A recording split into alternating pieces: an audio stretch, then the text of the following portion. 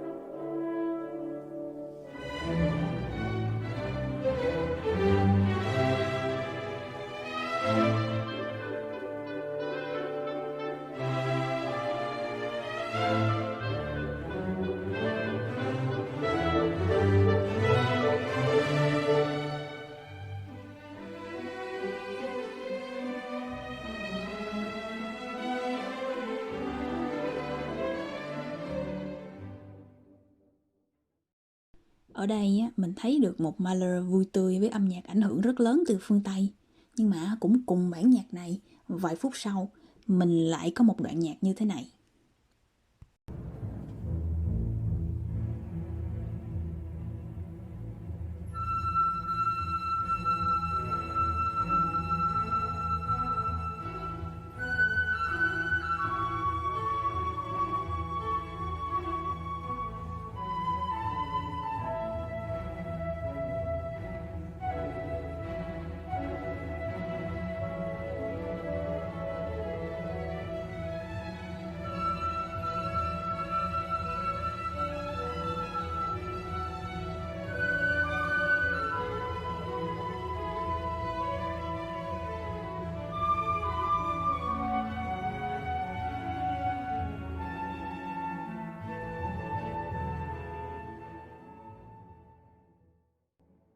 Một khúc sáo cực kỳ Trung Hoa vang lên giữa một bản nhạc giao hưởng đậm chất Áo.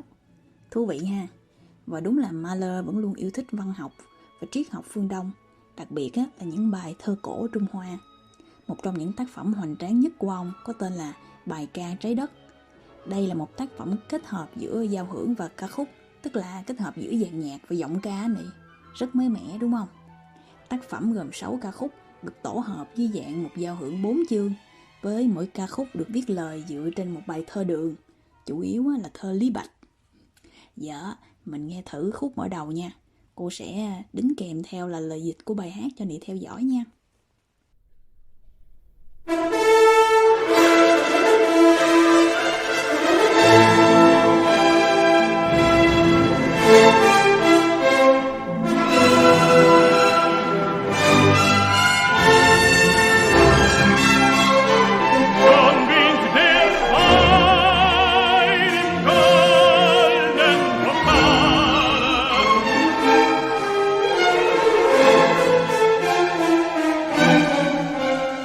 Trinkt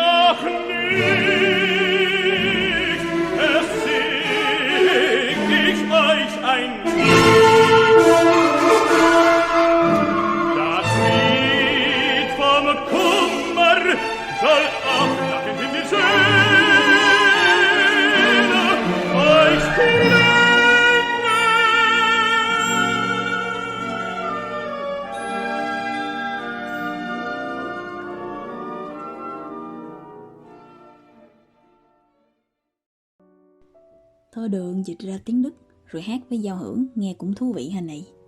Có nhiều nhà phê bình vẫn cho rằng âm nhạc của Mahler chỉ là sự góp nhặt từ nhiều nhạc sĩ khác nhau. Nhưng mà cô thấy sự đa dạng và đấu tranh giữa nhiều trường phái trong cùng một tác phẩm là một đặc tính rất riêng của Mahler rồi. Thì như Nị thấy đó, những bản giao hưởng của Mahler thường rất hoành tráng, vì ông cho rằng một bản giao hưởng như là một thế giới thu nhỏ vậy đó, phải bao hàm mọi triết lý trong đó. Nhưng đối lập với nhận định đó, có một nhà soạn nhạc khác lại cho rằng giao hưởng chỉ nên là một bản nhạc có sự liên kết giữa những thành phần bên trong nó, thay vì quá dài dòng và thiếu liên kết. Nhà soạn nhạc đó là Jan Sibelius, một nhà soạn nhạc người Phần Lan, một đất nước mới lạ trên bản đồ âm nhạc ha Nị ha. Thì sinh sống giữa thiên nhiên rừng núi Bắc Âu, âm nhạc của Sibelius như một bức tranh cổ tích vậy đó Nị, có chất sử thi, hoành tráng, ví dụ như bản nhạc sau.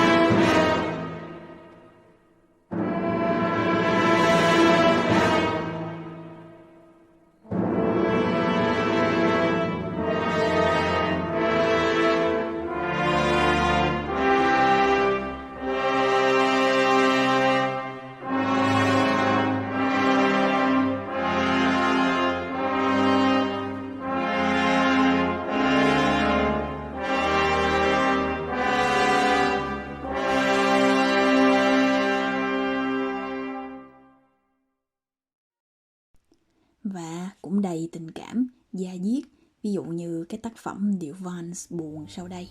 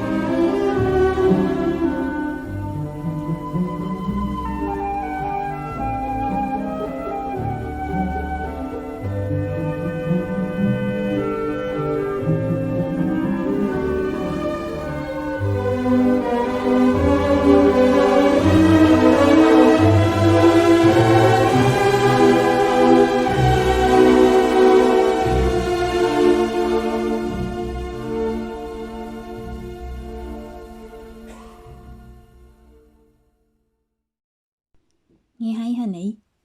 Ông cũng chưa bao giờ có ý định chuyển hướng sang một thể loại nào phá cách cả, và ý muốn của ông vẫn chỉ là bồi đắp vẻ đẹp cho trường phái lãng mạn, thay vì đi theo một trường phái mới chống lại nó. Thì đến năm 1931, tuyệt vọng trước sự thay đổi của thế giới và của âm nhạc, nên thay vì đi theo trào lưu mới như nhiều đơn đặt hàng yêu cầu, hoặc là sáng tác vì mục đích chính trị, Sibelius quyết định ngừng sáng tác vĩnh viễn. Ông lui về ở ẩn giữa núi rừng. Đó là một điều đáng tiếc, nhưng ít nhất ông đã không phản bội lại niềm tin của mình. Thế giới có thể mất đi một vài bản nhạc hay, nhưng đồng thời cũng không phải đón nhận thêm những tác phẩm méo mó. Cô không biết sao nha, chứ lúc nghe nhạc của Sibelius lần đầu cô thấy xúc động lắm. Giống như giai điệu nó hợp với mình, thành ra mình thấy đồng cảm vậy đó. Giờ để kết thúc, cô sẽ cho Nị nghe lại cái bản nhạc đã đưa cô đến với âm nhạc của Sibelius. Đó là một sự kết hợp lạ giữa cello và guitar. Từ Stravinsky, Schubert đến Sibelius, dù phong cách của họ có khác nhau, nhưng mà điểm chung là họ luôn bền chí với niềm tin hướng về cái đẹp của mình, không vì thời thế hay vì miệng đời mà thay đổi. Phúc cho thế giới này khi có những người như vậy. Mong Nị thành người đàng hoàng. Bài hôm nay kết thúc ở đây nha. Nghe nhạc nghe Nị. Bye Nị.